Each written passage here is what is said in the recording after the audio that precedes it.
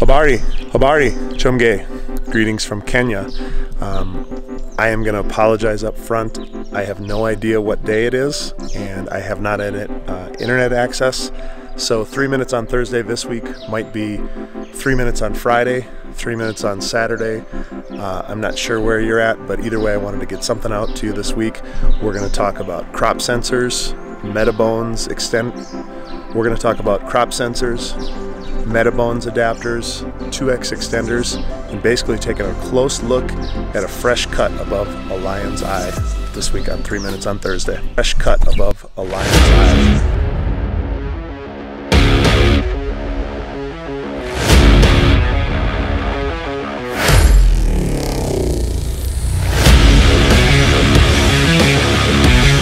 So this week, no fancy studio lighting. I am traveling through Kenya, Africa right now, visiting a school that I've been working at, working with Simba Ministries, St. Jacob's School, done some safari, done just a lot of travel. I feel like I've been on the go. I did want to talk to you about, you hear people talking about full frame versus crop sensors on their cameras. There's a big difference between those. There's a big difference in price is probably one of the main things that you're going to see. Basically, I just wanted to give you a quick 3-minute rundown on what that means. Full frame sensor is going to be the actual 35mm sensor that you had on the old film cameras.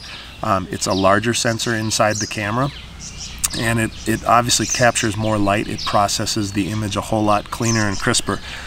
Crop sensors are going to be a little bit smaller, and what they are going to do is they're going to kind of squish all that information onto a smaller postage stamp size. In this case, on this trip, I brought my Sony a6500 mirrorless camera, which allows you to actually see the sensor when you take the lens off, and you can see it's considerably smaller. So the image is going to get pressed down onto that sensor. You're going to ultimately end up with a 1.6 times crop, essentially move you in closer to your image. You have the same number of pixels, but you're going to compress that into that smaller sensor. So as you look through your lens, you're going to see something a little bit different than what you would see with a full frame sensor. So real quickly, my setup for this trip, I wanted to bring the mirrorless camera because I'm shooting a bunch more video on this trip, and my a6500 just does a great job for that. It's obviously a lot smaller and lighter, but I also wanted the ability to get in close and to zoom in, especially on safari when you're dealing with exotic animals that we don't see too much back home in Minnesota. So what I did, instead of going and investing in a bunch of more expensive Sony glass, I've got all of my Canon glass, and I needed something to convert Canon to the Sony eMount. So I rented a Metabones adapter, and this little guy basically takes the Sony eMount fit and it converts it, and it will fit over onto Canon glass. The next piece that I brought along that my friend Jim Broughton was nice enough to let me borrow is what's called Canon extender tube, and this is a 2x extender, and basically it's like a magnifying glass for your lens.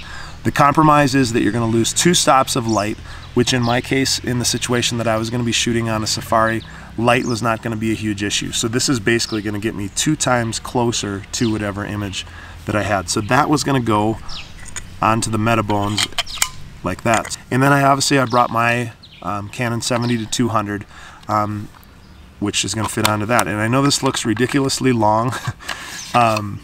So basically it extended me out from my original Canon 70-200. It doubled that to a 140-400 with the 2x extender. The Metabones converted me to my Sony, and then my Sony crop sensor extended me another 1.6 times farther. So I was basically looking at not the 70-200, but 140-400, and then the 400 times the 1.6. So that was basically getting me out to 540 millimeters, which is going to get me close enough to look at the cut above a lion's eye. Pretty unique.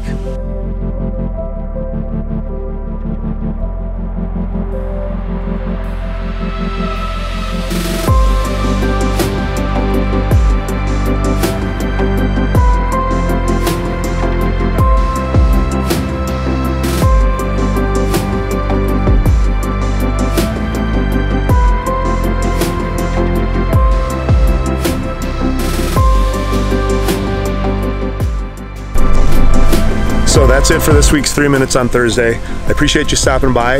If you're enjoying these and learning a little something, hit the subscribe button. Also, check out just my regular vlogs. There'll be some coming up that will kind of outline what happened on this trip. It's been an awesome trip to Kenya, and I've got some other travel coming up that I'd love for you to be able to join me on. So thanks again for joining me. Awesome trip to Kenya, and